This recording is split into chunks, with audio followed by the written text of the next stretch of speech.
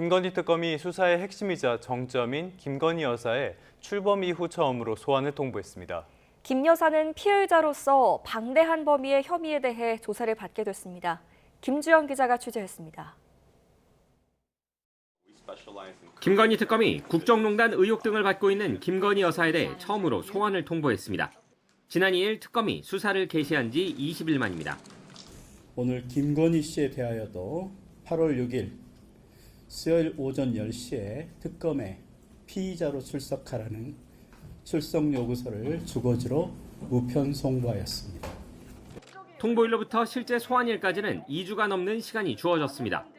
문홍주 특검보는 자발적인 출석을 위해 일정을 넉넉하게 잡았다고 설명했습니다. 윤석열 전 대통령 측이 앞서 다른 특검 소환에 대해 촉박한 일정 등을 이유로 거부했던 사례를 염두에 둔 것으로 보입니다. 첫 출석인 만큼 김 여사가 특검에 나온다면 수사가 진행 중인 여러 혐의에 대한 조사가 두루 이뤄질 전망입니다. 도이치모터스 주가 조작 혐의, 양평고속도로 변경 특혜 의혹, 삼부토건 의혹, 건진법사 관련 금품 수수와 공천 개입 의혹 등 다양합니다. 명태균 씨를 통해 공천에 개입한 사건도 조사가 이뤄질 텐데 특검은 관련 혐의에 있어 윤 전 대통령에게도 오는 29일 출석하라고 통보했습니다. 김 여사에 대한 조사 대상과 내용이 방대한 만큼 하루만으로 조사를 마무리하기는 어려울 전망입니다. 이에 따라 특검은 김 여사에 대한 첫 조사 이후 곧이어 추가 소환을 통보할 가능성이 커 보입니다. YTN 김주영입니다. 김건희 여사 측은 특검의 소환 요구에 성실히 임하겠다는 입장을 냈습니다. 출석 가능성을 내비친 셈입니다. 특검은 공개적으로 소환하겠다는 방침인데 김 여사가 처음으로 포토라인에 서게 될지도 관심입니다. 안동준 기자의 보도입니다. 특검의 출석 통보 공개 직후 김건희 여사 측이 입장을 밝혔습니다.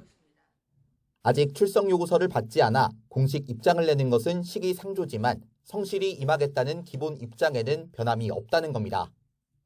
출석 의사를 내비친 걸로 풀이되지만 실제로 김 여사가 모습을 드러낼지는 미지수입니다. 앞서 명태균 의혹 수사 전담팀을 꾸린 검찰은 김 여사에게 3차례 소환을 통보했습니다. 하지만 김 여사 측은 선거에 영향을 줄 우려가 있다거나 특검이 출범했다는 이유를 들며 출석 요구에 응하지 않았고 건강 악화를 이유로 병원에 입원하기도 했습니다. 지난해 7월에는 검찰이 김 여사를 처음으로 대면 조사하긴 했지만 제3의 장소에서 비공개로 진행되며 특혜 논란이 불거지기도 했습니다. 법 앞에 예외도 특혜도 성역도 없다고 말씀드렸습니다. 그러나 대통령 부인 조사 과정에서 이러한 원칙이 지켜지지 않았고 특검팀은 일단 출석 방식에 대해 다른 피의자들과 같은 방식으로 하겠다고 밝혔는데 사실상 공개 소환을 하겠다는 의미로 풀이됩니다. 김 여사가 특검에 출석할 가능성이 커진 만큼 김 여사가 처음으로 수사기관 포토라인에 서게 될지 관심이 쏠립니다. YTN 안동준입니다. 평양 무인기 침투 의혹을 받는 김용대 드론작전 사령관에 대한 구속영장이 기각됐습니다. 김 사령관이 의혹의 핵심 인물로 꼽히는 만큼 관련 수사에 차질이 불가피하다는 전망이 나옵니다. 임성호 기자가 보도합니다. 평양 무인기 침투 의혹의 핵심 인물인 김용대 드론 작전 사령관에 대한 구속영장이 기각됐습니다. 법원은 김 사령관이 사실관계를 대체로 인정하고 있고 기본적인 증거들이 수집된 점, 출석 상황과 진술 태도 등을 고려했다며 기각 사유를 밝혔습니다. 또 이런 사정을 고려했을 때 지금 단계에서 김 사령관을 구속하는 건 피의자의 방어권을 지나치게 제한하게 된다며 구속 사유와 상당성을 인정하기 어렵다고 덧붙였습니다. 앞서 특검은 김 사령관에 대해 허위 공문서 작성과 직권 남용 등의 혐의로 구속영장을 청구했습니다. 특검팀은 윤석열 전 대통령이 비상계엄 선포 명분을 쌓으려 드론사에 직접 평양 무인기 투입을 지시했다고 의심하고 있습니다. 김 사령관이 이 과정에서 북한에 무인기를 보낸 사실을 숨기기 위해 훈련 보고서를 허위로 작성했다고 보고 신병 확보를 시도한 겁니다. 김 사령관은 사실관계는 대체로 인정하면서도 비상계엄과 무관한 정상작전이고 비밀 군사작전이란 특성을 고려해야 한다는 입장을 강조하고 있습니다. 과연 우리가 절차적 통제, 적법 절차 이것만 갖고서 국가안전보장을 담보할 수 있겠느냐 이 점에 대해서도 이제 설명을 드렸고요. 김 사령관은 외환 혐의 수사 대상자 가운데 첫 구속영장이 청구된 인물이자 해당 의혹의 핵심 인물로 꼽히는 만큼 신병 확보 실패로 관련 수사에 차질이 불가피하다는 전망이 나옵니다. 특검은 기각 사유를 면밀히 검토한 뒤 구속영장 재청구 여부 등을 결정할 것으로 보입니다. YTN 임성호입니다. 최상병 순직 관련 수사를 진행하는 이명현 특별검사팀이 2차 보류 직전 윤 전 대통령과 통화했다는 취지의 이종섭 전 국방부 장관 의견서를 제출받았다고 밝혔습니다. 정민영 특검보는 정례 브리핑을 통해 이 전 장관 측이 발송한 의견서가 어제 특검 사무실에 도착했다며 이같이 설명했습니다. 다만 이것과는 별개로 이 전 장관과 통화한 02800-7070 번호가 윤 전 대통령의 것이 맞는지에 대해선 계속 확인하고 있다고 덧붙였습니다. 윤 전 대통령 조사 가능성에 대해서는 당장 부를 상황은 아니라면서도 당연히 소환 조사는 필요한 것으로 판단하고 있다고 강조했습니다. 박정훈 대령 재판 등에서 거짓 증언을 한 혐의를 받는 김계환 전 해병대 사령관이 구속갈림길에 섭니다. 서울중앙지법은 오늘 오전 10시 반부터 모해 위증 혐의 등을 받는 김 전 사령관에 대한 구속영장 심사를 진행합니다. 김 전 사령관은 수사 외압 의혹에 발단이 된 윤 전 대통령 경로서를 박 대령에게 처음 전달한 인물로 지목되어 왔습니다. 네, 이번엔 미국으로 가보겠습니다. 트럼프가 예고한 상호관세 부과 시한이 10여일 앞으로 다가왔습니다. 또 한 번 미국을 찾은 위성락 국가안보실장은 워싱턴에서 막바지 물밑 협상에 나섰습니다. 미 재무장관은 협상의 시한보다는 협상의 내용과 질에 관심이 많다며 각국과의 협상을 서두르지 않겠다는 뜻을 밝혔습니다. 워싱턴 연결해서 자세히 알아보겠습니다. 신윤정 특파원, 위성락 실장이 미국에서 일정이 공개된 게 있습니까? 네, 현지 시각 20일 미국 워싱턴 DC에 도착한 위성락 대통령실 국가안보실장, 오늘부터 본격적인 일정에 나선 것으로 보입니다. 트럼프 미 행정부의 상호관세 부과를 11일 앞두고 막판 통상협상과 함께 한미 정상회담 개최를 위한 조율 작업도 벌이고 있는 것으로 전해졌습니다. 다만 미국 도착부터 모든 일정은 비공개인데 긴밀한 협의에 집중하려는 의도로 해석되고 아직 자세한 협상 내용 등은 알려지지 않고 있습니다. 위 실장의 이번 방문은 지난 8일 귀국한 뒤 불과 11일 만인데요. 다음 달 1일 이전에 한미 간 큰 틀에서라도 합의를 이루어야 관세 폭탄을 피할 수 있는 만큼 비교적 짧은 기간 안에 급히 재방문한 것으로 보입니다. 위 실장은 지난 방미 때처럼 협상 상대방인 마코 루비오 국무장관 겸 백악관 국가안보보좌관과 접촉하고 있는 것으로 보입니다. 이 자리에서 무역 협상뿐 아니라 주한미군 주둔 비용 분담금 등 방위비와 관련한 논의도 이뤄질 것으로 보입니다. 우리나라뿐 아니라 참의원 선거를 막 끝낸 일본에서도 아카자와 료세이 경제재생상이 오늘 이곳 워싱턴을 찾아 막바지 협상에 나서는 등 각국이 합의 도출을 위한 숨가쁜 일정을 이어가고 있습니다. 미국 쪽의 분위기도 살펴보죠. 미국 재무장관이 협상 타결, 시점보다는 내용을 더 강조하고 나섰다. 이 배경은 뭐로 봐야 됩니까? 네, 스콧 베센트 미 재무장관은 다음 달 1일 이전에 각국과 신속히 무역 합의를 하는 것보다 질 높은 합의를 하는 것에 더 관심이 많다고 밝혔습니다. 베센트 장관은 현지 시각 21일 CNBC와의 인터뷰에서 무역 상대국들과의 대화가 진행되고 있다며 중요한 것은 무역 합의의 질이지 합의의 타이밍, 즉 시점이 아니라고 말했습니다. 이어 무역 상대국들과 합의를 위해 서두르지는 않을 것이라면서 가장 최근 무역 합의를 이룬 인도네시아와의 협상을 소개했는데요. 인도네시아가 5차례 합의안을 가져왔고 첫 제안도 매우 좋았지만 미국이 더 많은 것을 요구하면서 수정안을 들고 왔고 점점 더 제안이 좋아졌다는 겁니다. 결국 베센트 장관의 오늘 발언은 미국이 관세 협상에서 시간과의 싸움에서 유리한 입장이라는 것, 시간에 쫓기지 않는다는 걸 강조한 것으로 보입니다.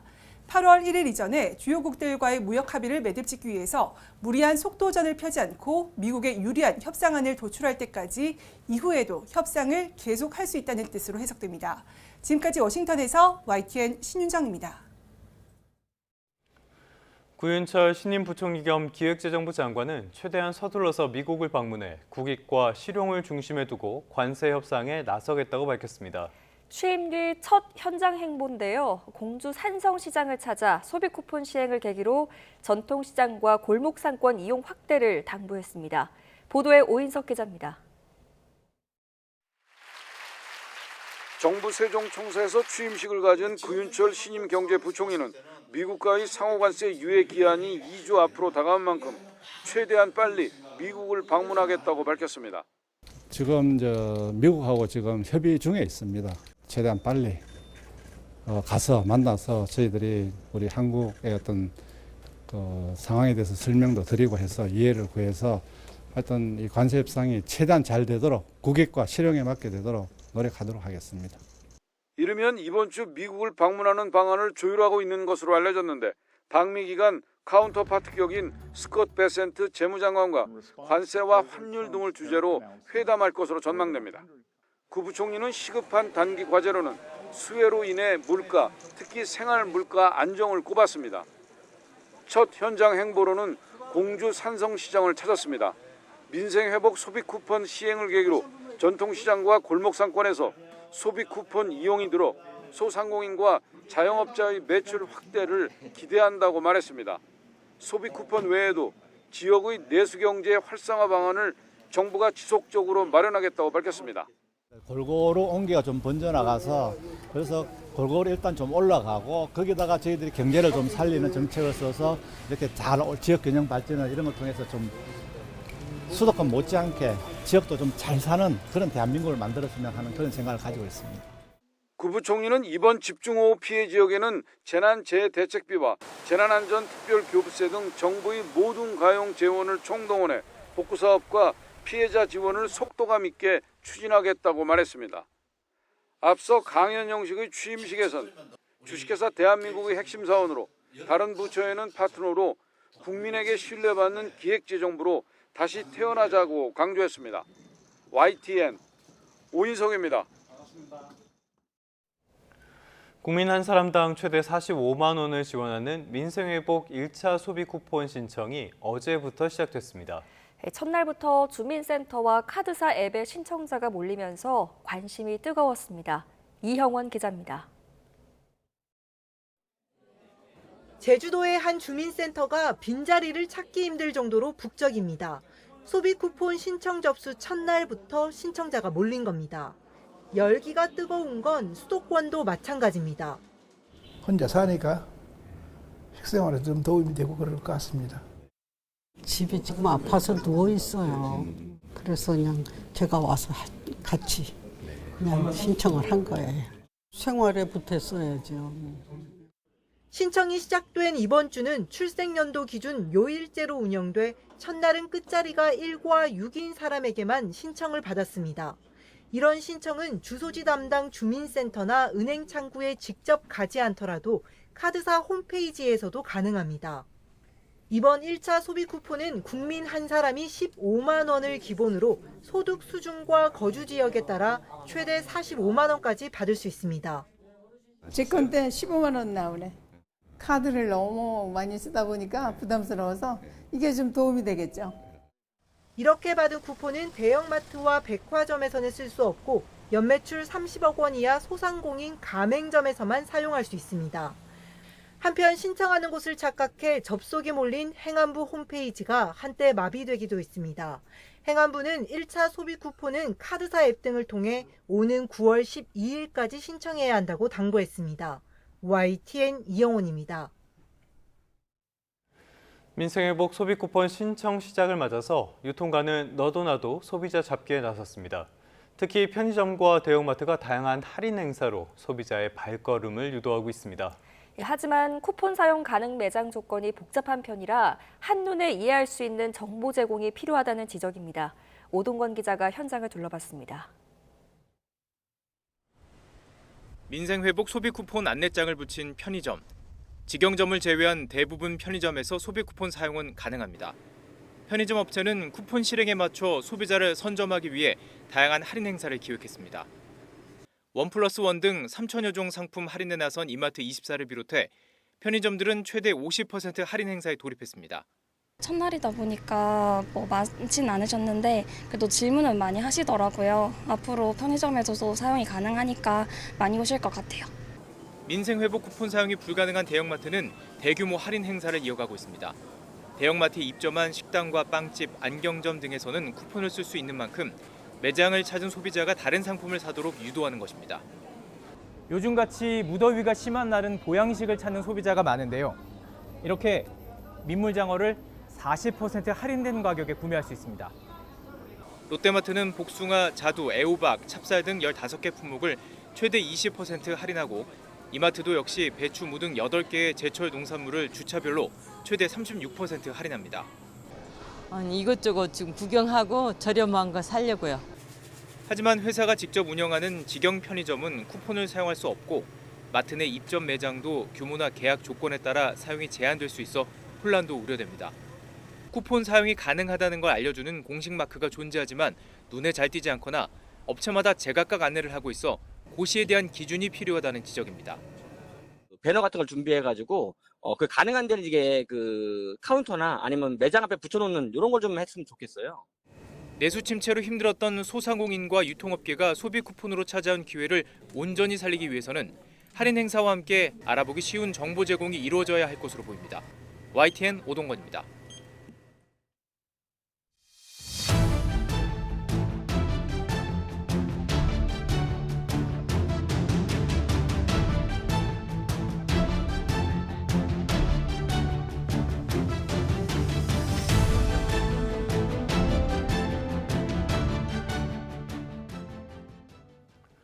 이번엔 폭우 피해 상황 살펴보겠습니다. 폭우로 인한 경기 북부 지역 사망자가 4명으로 늘어났습니다.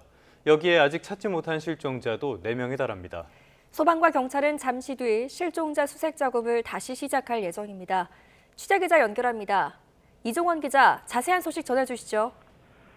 네, 어제 저녁 해가 지면서 중단됐던 가평 지역 수색 작업은 잠시 후인 아침 7시부터 다시 시작됩니다. 일단 600여 명이 동원된 어제와 비슷한 규모의 인원이 투입될 예정으로 헬기와 드론을 포함해 장비 수십 대도 동원됩니다. 실종자가 발생한 가평군 조정면 마일리와 대보리를 비롯해 하천이 이어지는 청평까지 15km 일대가 우선 수색 대상입니다. 소방과 경찰은 실종자와 함께 혹시나 고립된 추가 인원이 있을 가능성도 염두에 두고 수색에 총력을 기울이겠다는 계획입니다. 지금까지 가평과 포천 등 경기 북부 지역에서 이번 폭우로 숨진 인원은 어제 2명이 추가돼 4명으로 늘었고 실종자도 4명입니다. 근데 여러 상황이 겹치면서 수색 작업에 어려움이 많은 것 같습니다. 네, 그렇습니다. 이 현장 상황이 녹록지가 않습니다. 도로 곳곳이 물에 잠기거나 유실됐고 통제되고 있습니다. 또 단전 단수에 통신이 두절된 곳도 여러 곳이라 수색에 속도를 내기 쉽지 않은 상황입니다. 실종자가 있을 가능성이 큰 하천은 쌓인 토사물과 빠른 유속으로 접근 자체에 어려움을 겪는 것으로 전해졌습니다. 이 때문에 야간 수색이 어렵다 보니 어제도 해가 진 뒤 저녁 8시를 전후해 수색이 중단됐습니다. 소방 관계자는 의용 소방대원까지 투입할 수 있는 인원들을 최대한 활용해 사흘째 수색을 이어갈 방침이라고 설명했습니다. 지금까지 사회부에서 YTN 이종원입니다. 이재명 대통령이 수해 상황이 특히 심각한 경남 산청군을 찾았습니다. 실종자 수색과 복구 작업에 모든 자원과 행정력을 총동원하라고 지시했습니다. 홍민기 기자입니다. 이재명 대통령이 경남 산청군에 마련된 수해 복구 현장 지휘본부를 찾았습니다. 사상자가 10여 명에 달할 정도로 피해가 심각한 수해 지역을 처음으로 방문한 겁니다. 이 대통령은 피해 상황을 보고받고 필요한 지원이 무엇인지 등을 물었습니다. 당장 구조가 문제고, 두 번째로는 응급복구해야 되고, 세 번째로는 어쨌든 사람들 생활 복구 지원을 해줘야 될 테고, 어떤 장기 복구를 해줄 테고. 지금 제일 시급한 건 지금 재난지역으로 선포가 빨리 돼가지고 빨리 선포가 돼가지고 지금 빨리 지금 그거는 최대한 빨리 우리 지정할 테니까. 이어 산청군 수해 지역을 직접 돌며 피해 주민들이 겪고 있는 어려움을 청취했습니다. 빨리 좀 빠른 복구가 될 수 있도록 좀 선처를 부탁합니다. 너무 당연히 해야 되겠죠. 너무. 동행한 윤호중 행정안전부 장관에게는 신속한 예산 지원 등 가용 자원을 총동원하라고 주문했습니다. 산청군에 대한 특별 재난지역 지정과 함께 광주와 전남, 전북, 경남 등 다른 수해 지역에 대한 재난안전관리 특별교부세 지원도 언급했습니다.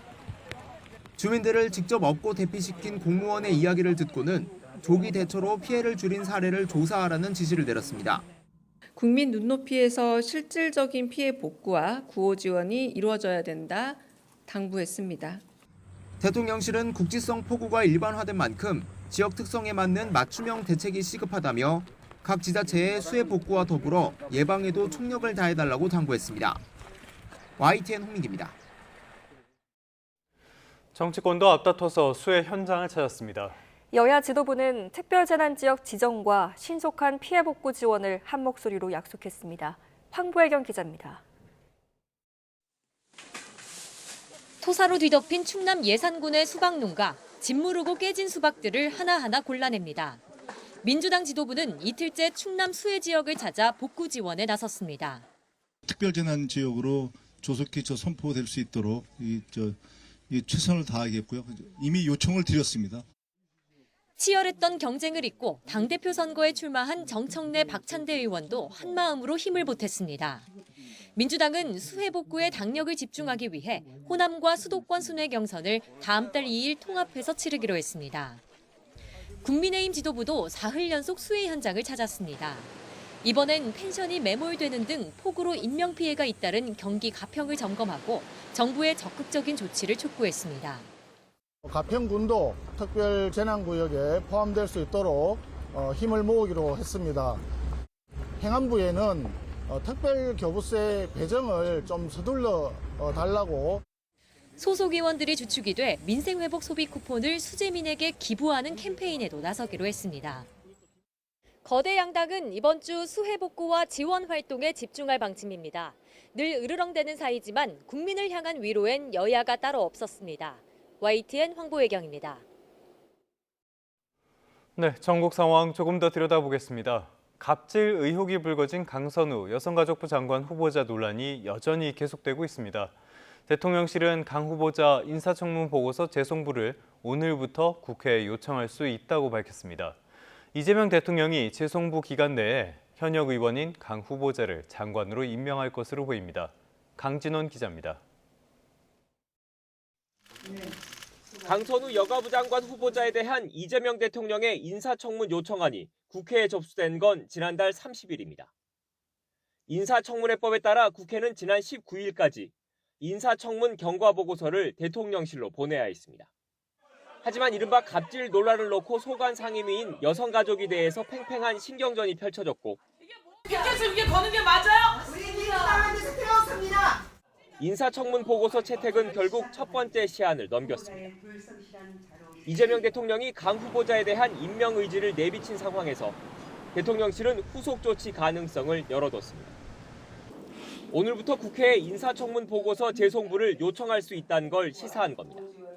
재송부라던가 이런 과정들은 오늘 이후에 다시 말씀드릴 수 있을 것 같다라는 거고요. 기간의 마지막 날이 토요일 또는 공휴일인 경우 그 다음 날 기간이 끝난다는 민법 규정을 준용해 토요일인 19일이 아닌 월요일인 21일을 1차 송부 기한으로 해석한 것으로 보입니다. 이 대통령은 국회에 청문 보고서를 다시 보내달라고 요청할 때 최장 10일의 기한을 정할 수 있습니다. 총리와 달리 이 기간이 지나면 국회의 동의 없이도 강선우 후보자를 장관직에 앉힐 수 있습니다. 재송부 기한이 며칠이냐에 따라 이 대통령의 임명 강행 의지를 가늠할 수 있다는 해석이 정치권 일각에서 나오는 이유입니다. 강선우 후보자 사퇴론이 여전히 잦아들지 않고 있지만 대통령실 내부에선 시간의 문제일 뿐 이른바 현역 의원 불패 흐름은 이어질 거라고 보는 분위기입니다. YTN 강준원입니다. 하지만 파장은 전혀 가라앉지 않고 있습니다. 기존의 보좌관 그리고 병원 갑질 논란에 이어서 이번에는 예산 갑질 의혹까지 불거졌습니다. 강민경 기자입니다. 문재인 정부에서 일했던 정영애 전 여성가족부 장관이 강선우 후보자의 예산 삭감 갑질을 폭로했습니다. 강 후보자가 자신의 지역구 민원을 받아들이지 않자 부처 예산 일부를 깎았다는 겁니다. 장관인 본인이 직접 의원실에 가서 사과하고 한 소리 들은 뒤에야 예산이 복원됐다면서 이런 갑질 의원을 장관으로 보내다니 기가 막힌다고 적었습니다. 정 전 장관은 YTN에 강 후보자 임명 기류가 굳어진 직후 이 글을 지인 SNS 채팅방에 공유했는데 퍼진 것 같다고 설명했습니다. 갑질 의혹을 처음 꺼냈던 국회 보좌진들 역시 분노와 허탈감을 감추지 못하는 분위기입니다. 익명 커뮤니티에선 그 방은 말 못할 곳이었다는 식의 우회적 폭로와 함께 보좌진은 앞으로 더욱 하찮게 취급받겠다는 자조 섞인 한탄이 잇따르고 있습니다. 싸늘한 여론에 힘입은 국민의힘, 불통 정권의 민낯이라며 공세 수위를 최대치로 끌어올렸습니다. 국민의 상식에 맞서 싸우겠다는 선전포고로 읽힙니다. 갑질 불패, 아부 불패, 척건 불패가 아닐 수 없습니다. 민주당은 강 후보자의 자질을 부각하며 엄호 태세를 이어가고 있습니다. 가족학 박사로 가족, 여성, 아동, 청년, 장애인 정책을 다루는 여가부 장관으로서의 전문성을 갖춘 후보입니다. 특히 갑질은 사실관계가 확인되지 않은 의혹일 뿐 낙마 사유까진 아니란 입장을 재확인했습니다. 당 안팎에선 강 후보자가 재선 의원을 넘어 지난 대선 때 활약한 이른바 개국공신이란 점을 무시할 수 없다고 설명했습니다. 장관 낙마가 정치적 사망 선고로까지 이어질 수 있는 상황에서 이재명 대통령도 민주당도 강선우 후보자의 손을 쉽게 놓을 수 없다는 겁니다. 정권 초기 높은 지지율에 힘입어 정무적 선택을 강행했다는 취지지만 예상 밖 냉랭한 여론은 여권의 새로운 숙제로 떠올랐습니다. YTN 강민경입니다. 네, 더불어민주당은 다음 달 2일 전당대회 때 호남과 수도권 투표까지 진행하는 사실상 원샷 경선을 확정했습니다.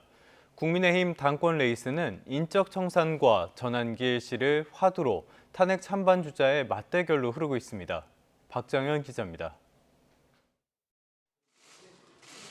국민의힘 최다선인 6선 조경태 의원은 정통 보수 가치를 재건하겠다면서 과감한 인적 청산을 약속했습니다. 읍참마속이 살 길이다. 극우 극단 세력과 결별하겠다면서 윤석열 전 대통령 관저 앞에 모였던 당 의원들을 정조준했습니다. 기본이 45명. 내란에 조금이라도 어떤 혐의가 있는 사람들은 저는 반드시 전원이 인적 청산, 인적 쇄신의 전 대상자가 될 수 있고요. 조 의원은 부정선거론자, 윤어게인, 정광훈과 절연을 강조하면서 혁신 세력끼리 단일화하자고 제안했습니다. 안철수 의원은 성급하고 빠른 주장이라면서도 전환길 씨를 감싼 김문수 전 장관을 비판하며 조 의원과 호흡을 맞췄습니다. 제5공화국에 살고 있는 사람처럼 자꾸 뒤만 보십니까? 친길 당대표가 되려고 하시는 것입니까? 안 의원은 나아가 국민 여론조사 100%로 대표를 뽑아야 한다고 윤희숙 혁신위원장 주장에도 힘을 실었습니다. 이런 쇄신 개혁 움직임 속에 장동혁 의원은 내부 총질 세력이 당과 본인을 극우로 몰아가는 꼴을 볼 수 없다면서 모독한 자들에게 당대표가 돼 책임을 묻겠다고 경고했습니다. 전날 출마한 김문수 전 장관과 결이 맞는 건데 당권 경쟁이 탄핵 찬반 주자의 대결로 압축되는 모양새입니다. 민주당 전당대회는 폭우가 변수가 됐습니다. 권리당원 70%가 모인 호남과 수도권 권리당원 투표를 당대표를 뽑는 다음 달 2일에 한꺼번에 진행하기로 확정했습니다. 이번 주를 전 당적인 수해복구 총력 지원으로 저희 최고회의에서는 어제 규정한 바가 있습니다. 2주 뒤 사실상 원샷 경선을 치르는 셈인데 2연승을 달린 정청래 후보에게 유리할지 추격자 박찬대 후보가 반격에 나설지 저마다 해석이 분분합니다. 여야는 20일 차이로 새 대표를 뽑습니다. 누가 당권을 잡는지에 따라 당내 모습은 물론 향후 전국도 요동칠 수밖에 없습니다. YTN 박정현입니다. 네, 국가정보원이 지난 수십 년 동안 송출해왔던 대북방송을 최근 중단한 것으로 파악됐습니다. 정부는 관광교류를 재개하는 것을 비롯해서 남북관계 개선을 위한 여러 가지 방안을 모색하고 있는데 결국 북한의 호응이 관건입니다. 나혜인 기자입니다. 국가정보원의 대북방송 중단은 이번 달 초부터 감지됐습니다. 통일부에 등록된 민간 대북방송단체는 YTN에 최근 국정원이 운영해온 단파 라디오 채널들이 잇따라 방송 송출을 중단했다고 전했습니다. 북한 전문 매체 서울 평양뉴스는 지난 14일 이후론 대북 TV 방송까지 중단됐다고 보도했는데 중단 직전엔 북한 주민들에게 교류 협력의 중요성을 알리는 방송이 송출된 거로 전해졌습니다. 전단 살포 중단과 확성기 방송 중지에 이어 한반도 긴장을 완화하기 위한 이재명 정부의 대북 유화책으로 해석됩니다. 소통과 협력을 계속해 나가자. 근데 구체적으로는 어떻게 할 거냐? 그건 제가 안 그래도 안보실, 국정원 이런 데다 좀 여러 가지 얘기들을 좀 해놨습니다. 정부는 대북 정책의 목표는 남북 관계 개선이고 이를 위한 다양한 방안을 검토하고 있다고 밝혔습니다. 내부적으로는 대북 제재와 무관한 북한 개별 관광부터 재개해 교류 분야를 넓혀가자는 논의도 오간 거로 보입니다. 최근 세계유산 목록에 등재된 금강산이나 북한이 심혈을 기울여 조성한 원산 갈마지구가 벌써 관광지로 거론됩니다. 실비정산 성격의 개별 관광, 그런 형태는 대북 제재 위반되지 않는 것으로 알고 있습니다. 하지만 어디까지나 북한이 호응해야 가능한 구상입니다. 북한은 우리 군의 확성기 방송 중지에 맞춰 대남 방송을 멈췄고 지난 9일 주민 송환 통보에 마중을 나오긴 했지만 여전히 남북 간 직접 소통엔 응하지 않고 있습니다. YTN 나인입니다. 일본 여당이 참의원 선거에서 과반 의석 확보에 실패하면서 이시바 정부는 국정 주도권을 상실하는 등 심대한 타격이 예상됩니다. 이시바 총리는 퇴임론이 분출하는 가운데에서도 물러나지 않겠다는 뜻을 거듭 밝혔습니다. 도쿄에서 김세호 특파원입니다. 일본 여당이 참의원 과반을 위한 50석 이상 확보에 실패하면서 중의원에 이어 참의원에서도 소수 여당의 처지가 됐습니다. 고물가 대책과 트럼프 관세 대응, 외국인 정책 등에서 평가를 받지 못한 것으로 보입니다. 政権与党にとっては絶好のチャンスだったと思うんですよ。トランプさんの暴走であったり、米の価格が上がったりなんだり、一つでも解決してればね、バッと上がったチャンスだったのに、なんか我々には何の実感もなくてね、このままアメリカに押し切られるのかなとか。 선거 패배에 대한 책임론이 불거지면서 당내에서 이시바 총리 퇴진을 촉구하는 목소리가 잇따르고 있습니다. 아소 자민당 최고 고문은 이시바 총리의 총리직 유지를 용인할 수 없다고 말한 데 이어 자민당 중참위원 총회에서 이시바 총리의 사퇴를 정식으로 요구하자는 움직임도 시작된 것으로 전해졌습니다. 그러나 이시바 총리는 선거 결과에 책임을 통감한다면서도 자리를 지키겠다는 뜻을 거듭 밝히며 버티기에 들어갔습니다. 政治を停滞させないよう、漂流させないよう、非核大党としての責任、そして国家国民の皆様方に対する責任を果たしていかねばならないと。 이런 가운데 한석에 불과했던 참정당은 14석을 건지며 15석을 확보해 가장 두드러진 약진을 보였습니다. 외국인에 대한 강력한 규제를 내세워 자민당에 실망한 보수 지지층을 상당수 흡수한 것으로 보입니다. 이 같은 흐름은 일본 내 반외국인 정서가 그만큼 확산하고 있다는 것을 보여주고 있습니다.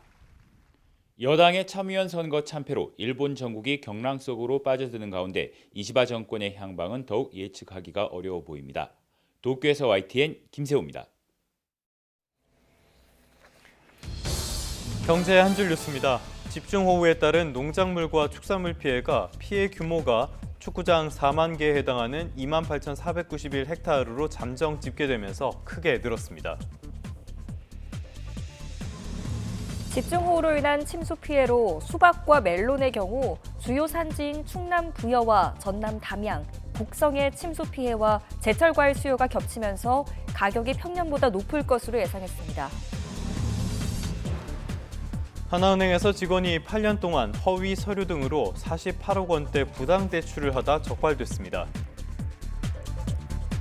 지난해 고금리 고물가 여파로 본격화한 건설업 위기가 고용시장에 영향을 미치면서 상반기 건설업 취업자 수가 14만 명 넘게 줄었습니다.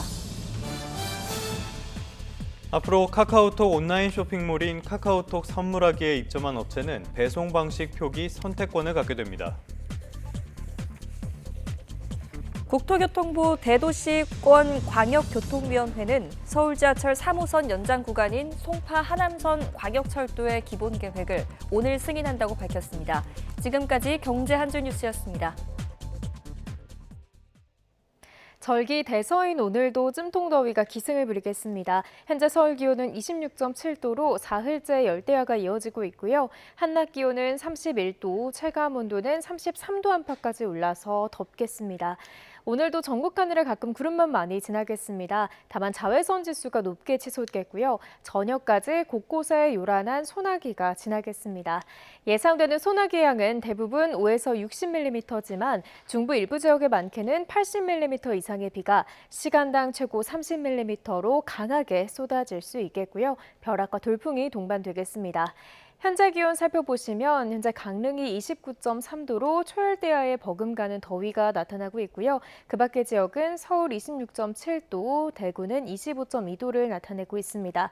낮 기온도 33도 안팎까지 오릅니다. 서울 한낮 기온 31도, 광주와 대구는 34도까지 오르겠습니다. 당분간 비교적 맑은 가운데 소나기가 자주 내리겠고요. 폭염의 기세는 점점 더 강해질 전망입니다. 날씨였습니다.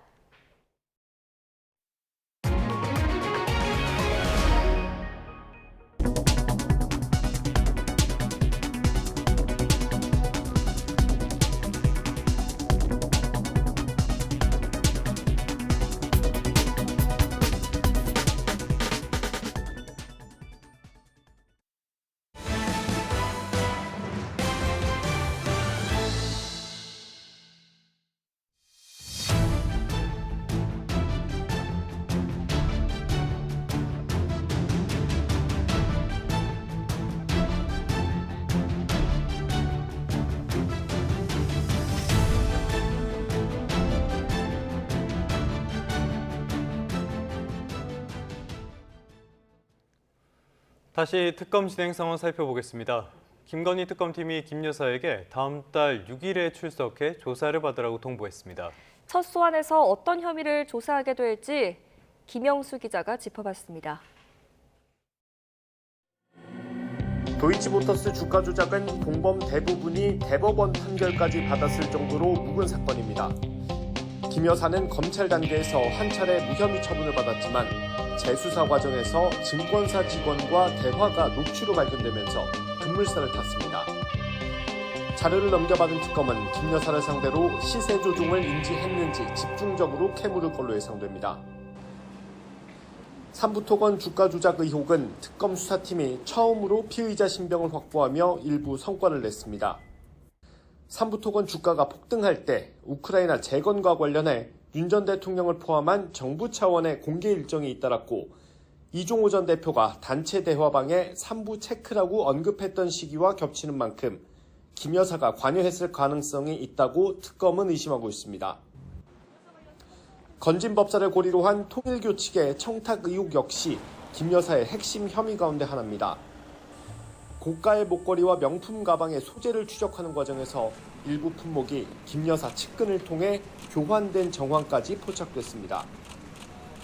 청탁 대상이 국정이나 정부 정책과 관련된 사안이라 폭발력이 클 수밖에 없습니다. 정치 브로커 명태균 씨를 고리로 한 공천 개입 의혹은 이미 검찰 단계에서 수차례 소환을 통보했던 사건입니다. 앞서 공개됐던 윤 전 대통령 부부의 녹취 등 지금까지 확보한 증거를 토대로 특검은 김 여사가 국민의힘 공천에 부당하게 영향력을 행사했는지 추궁할 걸로 보입니다. YTN 김영수입니다. 이런 가운데 김건희 여사의 박사 학위가 결국 취소됐습니다. 지난달 숙명여대의 석사 학위가 취소된 데 따른 것인데요. 이로써 논문 표절 의혹이 제기된 지 4년여 만에 석박사 학위 모두 무효가 됐습니다. 부장원 기자입니다. 국민대학교가 김건희 여사의 테크노 디자인 전문대학원 박사 학위를 취소했습니다. 김 여사의 석사 학위가 취소된 뒤 한 달 만으로 이로써 김 여사의 석박사 학위 모두 무효가 됐습니다.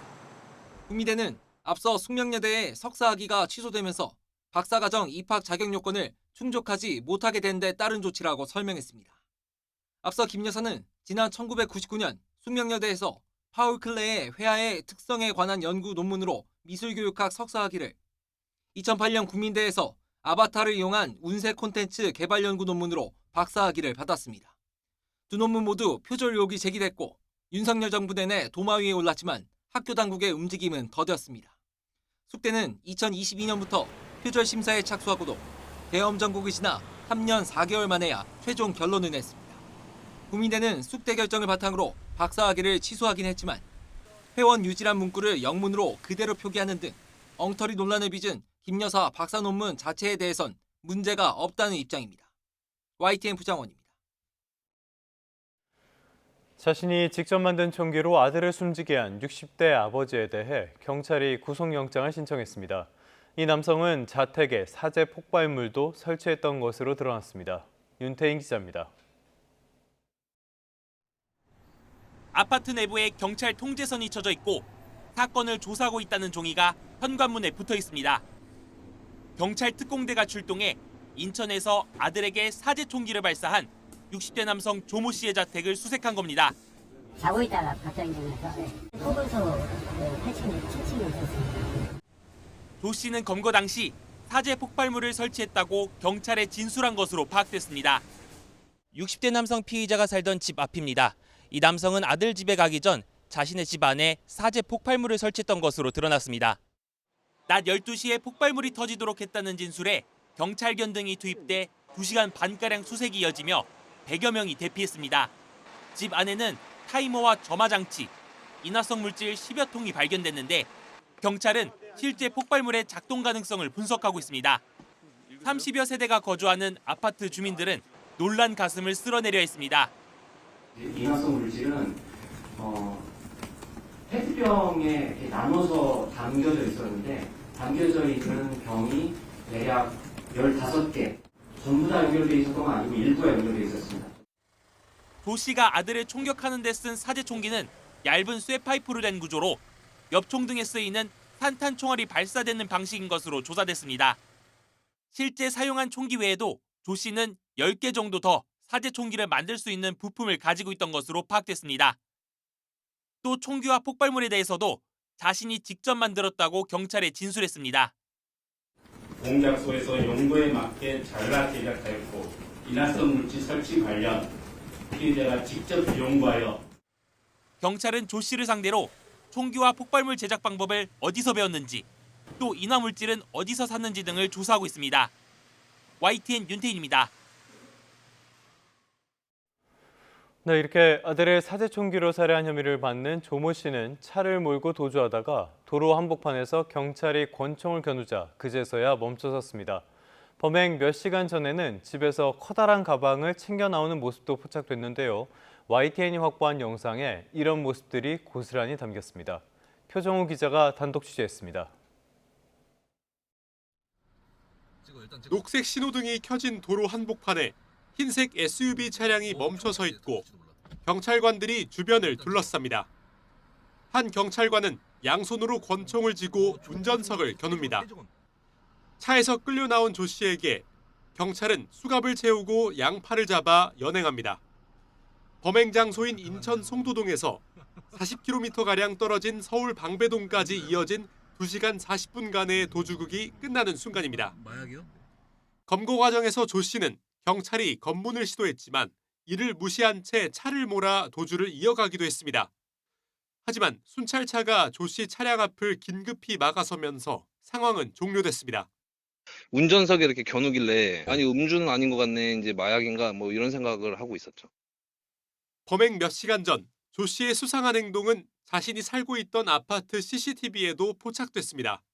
사건 당일 오후 4시쯤 인천 송도 아들 집으로 출발하기 직전으로 보이는 영상인데 큰 가방을 챙긴 조 씨는 반복해서 내용물을 확인하며 긴장한 모습을 보입니다.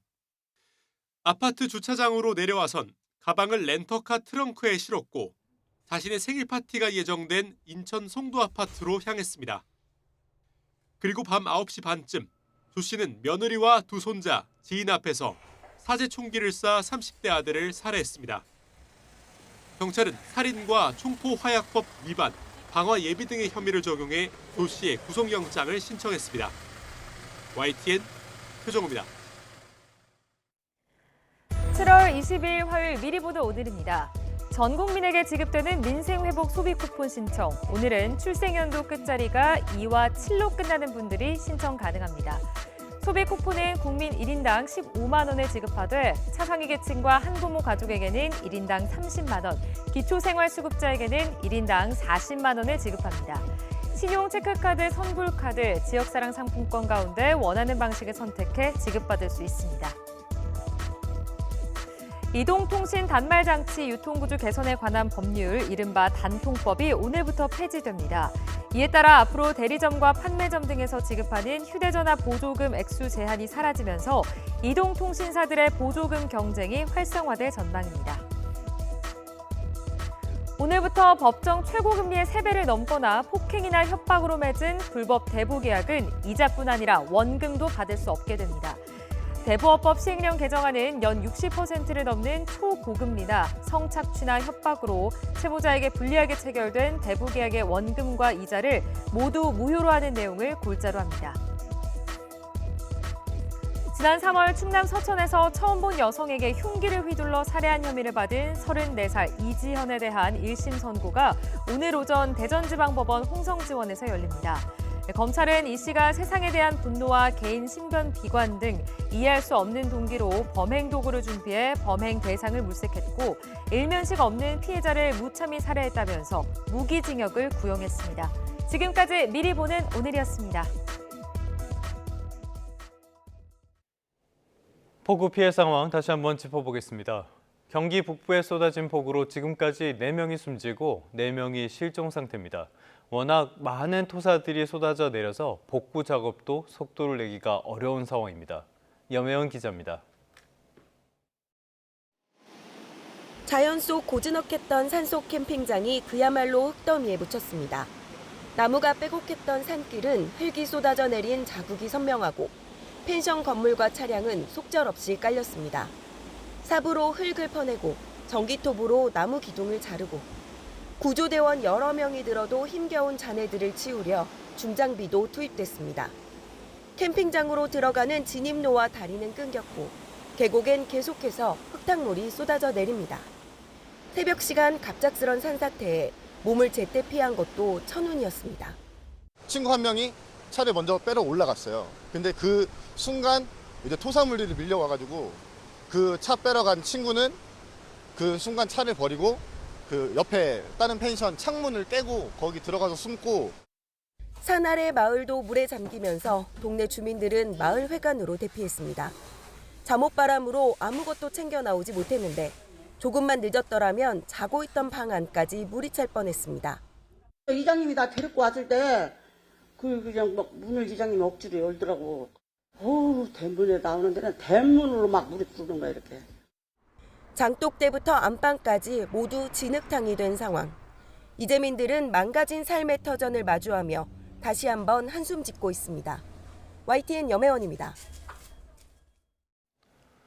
이번 호우로 하천이 불어나서 주민 200여 명이 사는 시골 마을 전체가 물에 잠겼습니다. 그런데 기적처럼 단 한 명의 인명피해도 없었습니다. 경남 의령군에 있는 대이면 구성마을인데요. 비결을 김정호 기자가 취재했습니다. 주민 200여 명이 사는 경남 의령군 대이면 구성마을. 호우로 근처 하천이 순식간에 불어 제방을 넘었습니다. 물이 다리 위까지 차올랐다는 사실은 난간에 걸린 수풀로도 알 수 있습니다. 제방위까지 물이 차면서 제방 일부가 소실되기도 했습니다. 물바다가 됐던 마을에는 물때가 길게 남았는데 어른 키높이입니다. 이 정도까지 물이 찼던 건 토요일인 지난 19일 오후 2시쯤. 인명피해가 우려되는 위급한 상황이었지만 다행히 주민들은 모두 무사했습니다. 적극적인 대응이 비결이었습니다. 사고 당일 지자체는 근처 지역 극한호우 상황에 따라 비상근무에 돌입했고 오전 11시 마을 배수관이 역류하는 등 이상 징후가 포착되자 소방, 경찰에 전해 합동 대응에 들어가며 주민에게도 알렸습니다. 계속적으로 저희들이 예찰도 했고 전 주민들한테 방송과 직접적으로 주민들 개인 한 분 한 분을 다 했습니다. 제방을 넘은 물에 마을이 잠기기 시작한 건 정오 무렵. 이때부터는 건물 1층에 사는 주민을 집중적으로 찾아다녔고 물이 더 차올라 구조 인력이 다니기도 힘들게 되자 고무보트 세대가 동원됐습니다. 소방관하고 경찰관들이 보트를 가지고 이 왕복을 많이 했어요. 모든 주민을 건물 2층이나 고지대로 유도하면서 챙기지 못한 인원이 없는지도 꼼꼼하게 확인했고 위험을 무릅쓰고 구조 활동을 벌이기도 했습니다. 가슴 이상 올라가는데 물 윤속이 있는데도 불구하고 경찰이 4명이서 자기 스스로 와이프 울로 메고 들어가가지고 2명을 2층을 올렸어요. 돌발 상황도 있었지만 운도 따랐습니다. 밖에 가서 물 먹어버렸지. 또 우찌우찌 발을 때렸다 보니까 물 먹어버렸어. 물로 2번 먹고 그러다 보니까 여기서 물에 있어가지고 냉기를 받았고 이렇게 하는 게 사람이 당황이 되는 거야. 이제 삶의 터전과 일터를 복구하고 하천 범람에 대한 근본적인 대책을 세워야 하는 과제가 남았지만 구석마을 주민들은 큰 재난 상황에서도 이웃 모두가 안전하다는 사실에 기쁜 감사를 표했습니다. YTN 김종호입니다.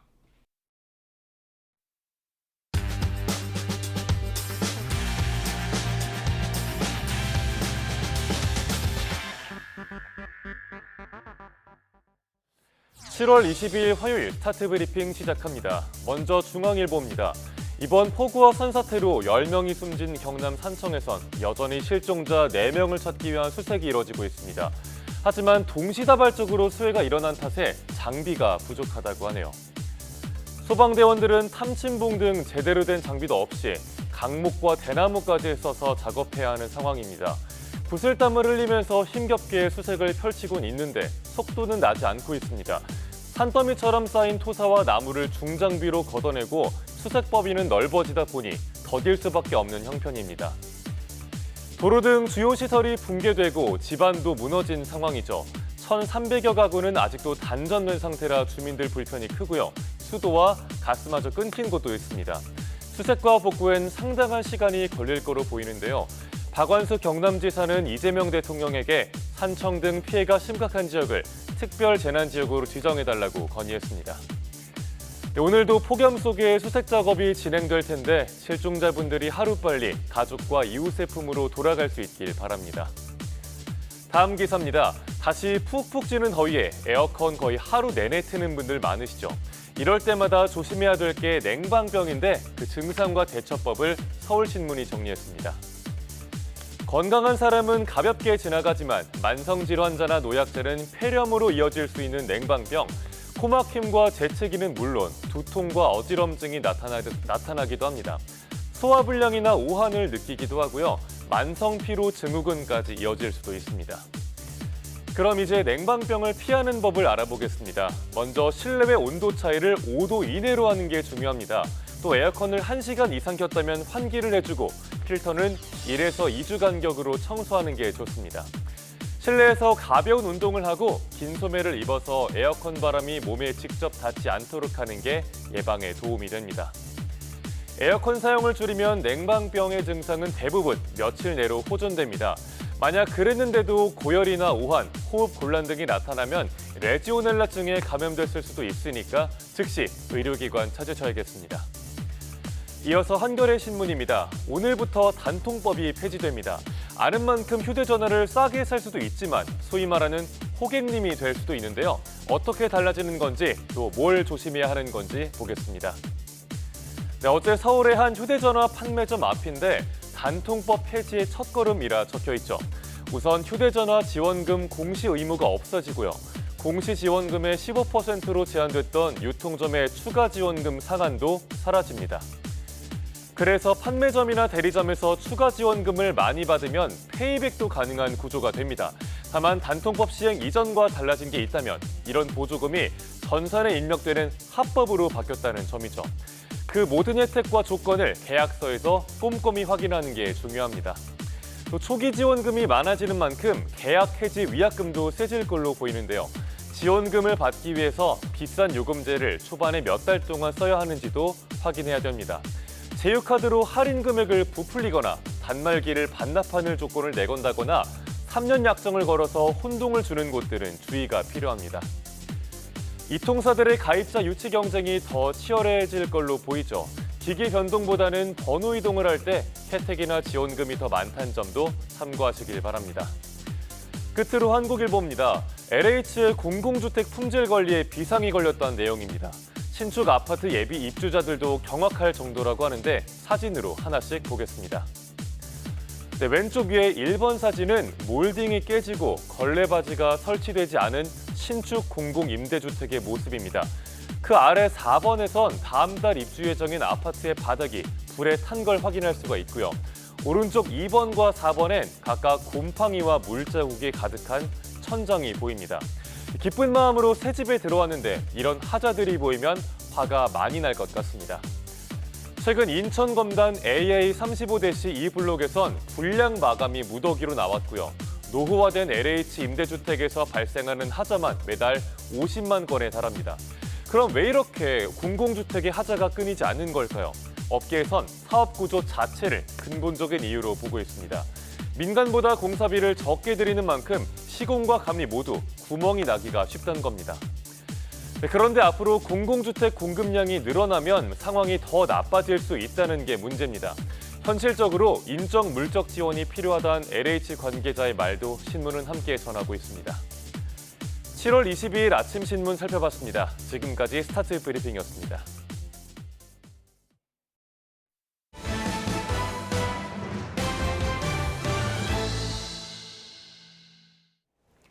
다음 소식입니다. 서방 주요국들이 우크라이나에 대한 방공 지원 논의를 이어가는 등 미국이 제시한 50일 기한을 러시아가 수용하도록 압박 수위를 높이고 있습니다. 러시아와 우크라이나의 3차 협상은 23일에서 24일로 조율 중인데요. 종전 조건에 대한 입장차가 여전합니다. 런던 조수연 특파원입니다. 러시아와 우크라이나가 또다시 대규모 드론 공격을 주고받았습니다. 우크라이나 공습의 모스크바주 여러 공항에서 항공편이 줄줄이 취소됐고 러시아 공습의 키이우 지하철역, 유치원 등이 피해를 입었습니다. 러시아가 최근 드론 공습을 대폭 늘리면서 명중률이 3배로 높아지고 드론의 15%가 방공망을 뚫었다는 분석도 나왔습니다. 이에 맞서 미국과 영국, 독일 등 서방 주요국 국방장관들은 화상회의를 열고 러시아의 트럼프 미 대통령이 제시한 50일 기한을 압박했습니다. 영국은 러시아 불법 유조선에 대한 신규 제재를 발표하고 독일과 함께 우크라이나에 탄약 22만 발을 제공하는 등 방공 지원을 늘리기로 했습니다. 키이우를 방문한 장노엘 바로 프랑스 외무장관도 변함없는 지지를 재확인했습니다. We need to keep up our efforts and the work we've been doing to help you protect the Ukrainian people and to keep applying more and more pressure on Russia. 이런 가운데 러시아와 우크라이나는 오는 23일 또는 24일 이스탄불에서 3차 협상을 여는 방안을 조율 중인 것으로 전해졌습니다. Адженда зустрічі для нас зрозуміла. Повернення полонених, повернення дітей, які були викрадені Росією, та підготовка зустрічі лідерів. 크렘린궁은 러시아의 목표가 우선이라는 점을 재확인하면서 양측 입장이 정반대인 만큼 많은 외교적 노력이 필요하다고 강조했습니다. 때문에 이번에도 1, 2차 협상 때처럼 종전 조건에 대한 입장차는 좁히지 못하고 포로 교환 합의에 그칠 수 있다는 관측도 나옵니다. 런던에서 YTN 조수연입니다. 트럼프 대통령의 관세로 미국 빅3 자동차 제조사인 스텔란티스가 3조 7천억 원의 단기 순손실을 예상할 정도로 휘청이고 있습니다. 실제로 상반기 미국의 경기 선행지수 LEI가 지난해 하반기보다 훨씬 빠른 속도로 감소해서 경기 둔화세가 두드러진 것으로 나타났습니다. 뉴욕에서 이승윤 특파원입니다. 크라이슬러와 지프, 램 등의 브랜드를 보유한 미국 3위의 자동차 제조사인 스텔란티스. 트럼프 대통령의 자동차와 부품에 대한 25% 관세로 상반기 중 3조 7천억 원의 단기 순손실을 예상할 정도로 휘청이고 있습니다. 특히 관세 부담과 관세 대응 차원에서 빚어진 생산 손실로 상반기 중 4,800억 원 규모의 순이익 감소를 우려하고 있습니다. A lot of people in the industry have been looking at a very stretched consumer as of late. If you just look at credit card delinquency rates, auto loan delinquencies, affordability of housing, affordability of autos. 미국 내 다른 기업들도 관세로 허덕이기는 마찬가지입니다. 상반기 미국의 경기 선행 지수 LEI가 지난해 하반기보다 훨씬 빠른 속도로 감소해 경기 둔화세가 두드러진 것으로 나타났습니다. 미국의 경제 분석 기관인 컨퍼런스 보드는 6월 LEI가 전월보다 0.3% 하락해 기준선인 100 아래인 98.8을 기록했다고 발표했습니다.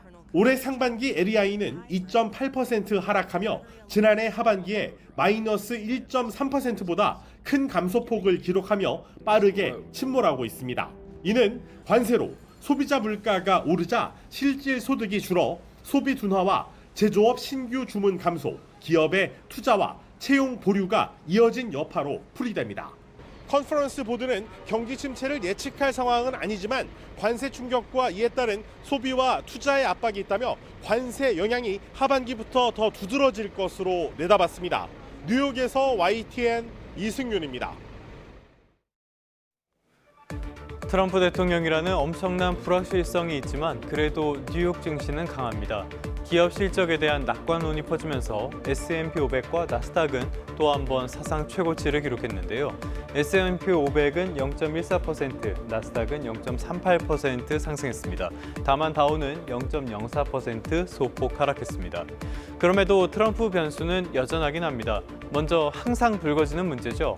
미국 연방정부의 업무 정지, 그러니까 셧다운 우려가 또 커졌습니다. 트럼프의 국정 과제가 담긴 이른바 OBBBA 법안 처리 과정에서 공화당과 민주당의 갈등이 심각했는데요. 이 앙금이 연방정부 예산 편성에 영향을 미칠 수 있다는 겁니다.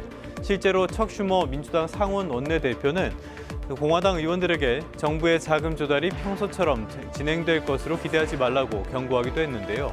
일방통행 트럼프에 민주당이 예산 문제로 반격에 나선다면 증시의 불확실성은 커질 수 있습니다. 관세 협상도 여전히 변수입니다. 8월 1일 상호관세 부과 시한이 이제는 정말 얼마 남지 않았는데요. 스콧 베선트 재무장관은 협상이 순조롭게 진행되고 있다고 주장했습니다. 그러면서 8월 1일이라는 시점이 중요한 게 아니라 합의의 질에 더 관심이 있다고 강조했는데요. 시간 문제에서는 미국이 유리하다면서 속도전을 펴진 않겠다는 뜻을 밝힌 것으로 풀이됩니다. 미국 경제와 관련한 지표는 탄탄한 듯 부진한 듯 헷갈리게 나옵니다. 이번에는 경기 상황을 앞서서 보여주는 경기 선행지수 지표인데요. 6월에 이 지표가 한 달 전보다 0.3% 하락했습니다. 시장 예상치가 0.2% 하락이었으니까 예상보다 더 나빴던 거고요. 올해 상반기에만 2.8%나 나빠졌습니다. 이건 지난해 상반기 1.3% 하락을 훨씬 밑도는 수준입니다. 소비자들의 경기 기대 심리가 나쁘고요. 제조업 신규 주문은 부진한데 고용도 조금씩 흔들리고 있기 때문입니다. 이 지표를 발표하는 컨퍼런스 보드는 올해 미국 경제 성장률 전망치를 1.6%로 유지했습니다. 경기 침체까지는 아니지만 2.8%였던 지난해보다는 확실히 나빠지는 셈입니다. 간밤 특징주로는 코어 위브를 꼽아봤습니다. 인공지능 칩, 클라우드 서비스 등을 제공하는 데이터 센터 기업인데요. 엔비디아와 마이크로소프트 같은 빅테크를 주요 고객으로 두고 있죠. 이 회사가 15억 달러, 우리 돈으로 2조 원가량의 채권을 발행할 예정이라고 밝혔습니다. 이게 호재가 됐습니다. 고객 수요가 많으니까 자금을 더 조달할 필요가 있다는 뜻으로 받아들여진 건데요. 주가는 한때 7% 넘게 오르다가 장 막판에 오름폭을 많이 반납했습니다. 추정적으로 1.51% 올랐습니다. 기업이 자금 조달에 나섰을 때 주가가 어떻게 반응하는지는 그 회사의 재무 상태나 실적, 그리고 전망에 달려 있습니다. 만약에 실적도 나쁘고 전망도 어두운 회사가 대규모 자금 조달 계획을 발표한다면 주가에는 부정적인 영향을 주게 되겠죠. 어떤 사안에서도 기업의 내용이 무엇보다 중요하다는 뜻이기도 합니다. 지금까지 3분 뉴욕 증시였습니다.